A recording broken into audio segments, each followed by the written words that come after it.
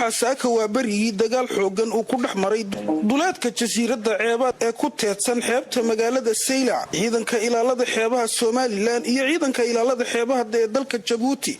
dagaalkan oo sida la sheegay ahaa mid aad u xoog badan isla markaasina ruxay magaalada saylac oo ay soo gaadhaysay madaafiicda ay isku garaacayaan labada ciidan ayaa waxa ilaa iyo imika inta la og yahay khasaaraha ka dhashay uu yahay hal askari oo dhimasho ah iyadoo sida la sheegaya dhaawacuna uu yahay mid tiro badan balse aan weli la soo gaadhsiin magaalada. allaha u naxariistee marxuumka halkaasi ku geeriyooday ayaa waxaa lagu magacaabi jiray dheeg cali cusmaan wuxuuna ahaa askari ka tirsan ciidanka ilaalada xeebaha ee gobolka salel isaga oo ay madaxa ka haleeshay xabaddu. askarigan oo la keenay magaalada isaga oo dhaawaca ayaa isla markiiba waxaa loola cararay dhakhtarka caafimaadka waxaana la waayey irbad dhiig joojin ah balse waxaa nasiib darro ah in waddankii uu askarigani dufaacayay ee somalilan looga waayey irbad dhiig joojin ah isla markaasina loola cararay dadkii dhaawaca u geystay isla markaasina uu ku dhiig baxay intii jidka ay ku sii jireen. abbaara 7 subaxnimo ee saaka ayaa sida ay sheegeen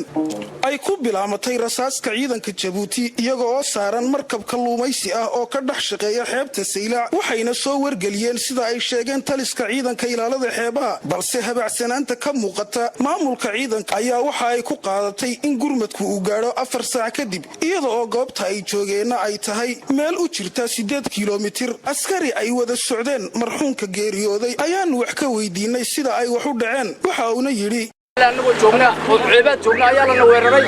jabuutaana weerartay waxay nagu weerartay 6 tiknika 4 yaryar iyo 2 waaweyn oo gaadiidka waaweyn tiknikada xambaarsana. ciidanka ma soo wargeliseen markaad annaka waan soo hadalay waxaan lambarradoodii haynay markaa waxa weeyaan wax degdega ma aanaan helin mar dambe mooyaane ilaa imika hadda ayna soo gaadhaan ciidanka gurmadkiisa dambe intii ka horreysa oo dhan waana garaacayeen markabku dhammaan waa jajabay xabad waa la dhaceen annakana waa adiga arkaya qoryahayagii iyo laba askari baad ku saarnaydeen laba askari baan ku saarnay.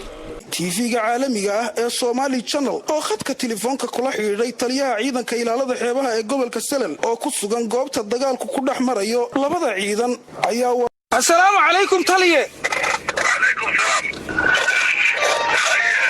waxaanu ku weydiinaynaa bal ka waran imika xaalku siduu yahay dagaalkii halku maraya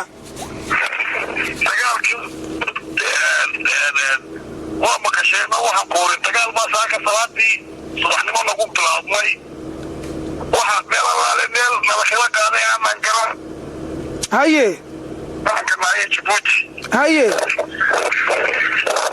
ilaa haddana wixii khasaaraha dagaalkaasi geystay intay laagtay khasaaraha uu geystay dagaalka idinka soo sheegi doona haddii alla yidhi. hadda halkeed ku sugan tahay taliye?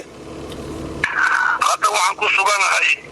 jasiiradda ceebaad la yidhaahdo dusheeda. dadka ini soo weeraray waayo xageed ku sheegi kartaa?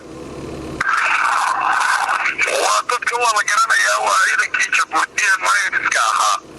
marka maxay ujeedadoodu tahay weerarkaasi muxuu ka socdaa? ilaa hadda waxaan la yaabanahay wax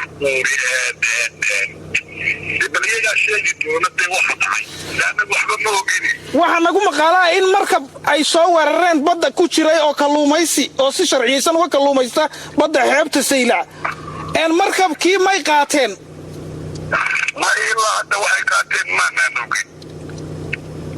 saylac dhexdeeda waxaa laga dhex maqlayaa xabadda rasaasta dhacaysa ma labadii ciidan baa waxa rasaasta ridaya astaanteedii nabadgelyada Djibouti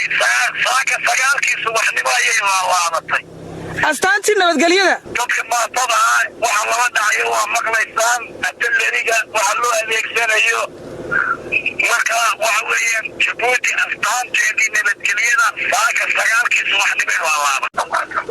waayo aad baad qaar ka mid ah shacabka ku dhaqan magaalada saylac oo ka gadooday dhacdadani foosha xun ayaa waxa ay yidhaahdeen ciidamada Djibouti waxay soo gaadheen raasaamo xabaddu waxay ka dhacaysaa halkan ee raasaamo aaway ciidankii badda Soomaaliland aaway inoo taruux iska fadhiya ceebaad xabadduna waxay ka dhacaysaa waatan xataa dadka luumaysato ay saangulayaal bay ku dhaawacday xeebta ma aha ciidanka Djibouti halka gordolooladu ka timid waa ciidanka badda Soomaaliland ninka ka shifmay waa inoo tarway ciidankii baddu aaway dumarkii iyo ciyaalkiiba arkaya xabadda cindiga ku soo dhacaysa mee ciidankii baddu mee annagu ciidanka Jabuuti awalba wixii ay samayn jireen way samayn jireen may soo dhaafi jirin ceebaad baa la soo haysan jiray laakiin maanta waxa la soo haystaa waa Saylac gudaheedii way si kastaba ha ahaatee waxa weli sii soconaya dagaalkaasi iyadoo oona si dhab ah aan loo ogayn khasaaraha uu geystay marka laga reebo askarigaasi ku geeriyooday iyo dhaawaca kabtankii markabka wixii warara ee ka soo kordha waxaad kala socon doontaan TV-ga caalamiga ee Somali Channel saacadaha inagu soo aadan waa Cali Xajar Somali Channel magaalada